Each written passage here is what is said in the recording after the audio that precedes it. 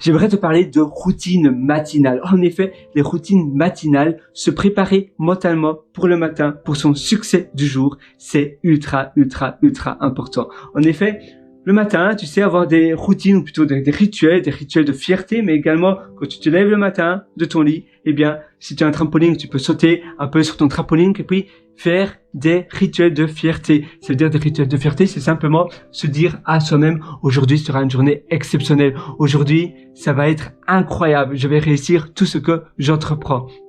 Et avoir ces self-affirmation, c'est un peu comme des mantras, ça aide à se préparer. Tu sais, c'est un peu comme les sportifs, même s'ils se sont énormément préparés, s'ils se disent, oh, de toute façon, oui, je vais pas réussir, il y en a trop qui sont mieux que moi, qui se sont plus entraînés, ça sera pas mon tour, eh bien, ils vont pas réussir parce que ils se disent à eux-mêmes qu'ils vont pas réussir. Par contre, même s'ils se sont moins entraînés que d'autres personnes, mais ils se disent, je suis le meilleur, je sais que je vais réussir, je visualise également mon succès, je visualise ma réussite, je visualise mon succès et je me vois arriver à la fin, à la ligne d'arrivée avec tous mes supporters, m'applaudir et je serai sur le podium, j'aurai le trophée en main et visualiser cela, visualiser sa réussite, ça fait toute la différence. Et moi, c'est ce que je te suggère de faire chaque jour. Tu vas visualiser ta journée et ta réussite, c'est-à-dire ta journée en étant une journée réussite.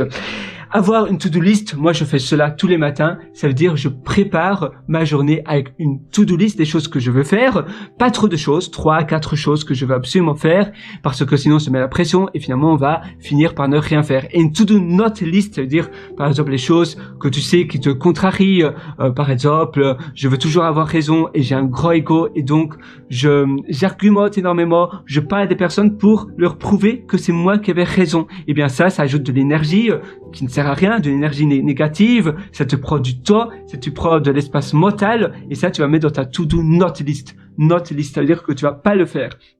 Tu vas te forcer à ne pas le faire. Peut-être les gens qui demandent des sondages dans la rue, tu vas dire non, je vais pas dire oui parce que ça me prend du temps et ça ne sert pas à grand chose et moi de toute façon je veux pas participer à ces sondages ou à ces donations là, donc je vais dire non. Tu vois, toutes ces choses là, les choses que tu veux pas faire, eh bien tu les mets dans ta not to do list.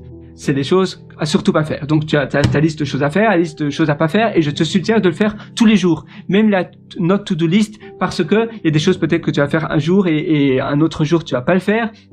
Et ça varie et c'est important donc de l'avoir dans cette liste également et ça permet de se réimprégner des choses. Ah oui, ça je devais pas faire. Ah oui, ça je devais faire.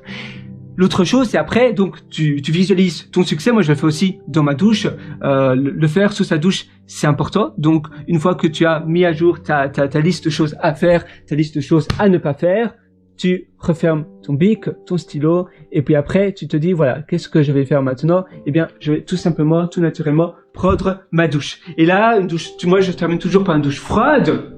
Une fois que tu as terminé ta douche froide, eh bien, non, plutôt avant ta douche froide, que tu prends ta douche de température ambiante, tu visualises encore ta journée et tu te prépares à faire la première chose la plus importante. Disons qu'il est 6h30 du matin, tu vas dire maintenant, après, je vais faire cette chose-là ou cette autre chose-là. Donc voilà, ça c'est la douche, je prends ma douche, je visualise mon succès, oups là, je me mouille d'ailleurs, voilà, je prends ma douche, etc.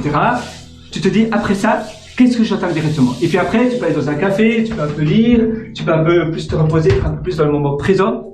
Tu prends un petit déjeuner. Après, si tu as un 9 to 5 job, donc un travail dans un bureau, tu vas faire ton travail. Puis après, tu rentres le soir. Qu'est-ce que tu vas faire? Les autres tâches qui demandent moins d'énergie, moins d'attention. Et puis après, peut-être que tu vas passer du temps en famille, avec ta copine, avec ton copain, avec ta moitié.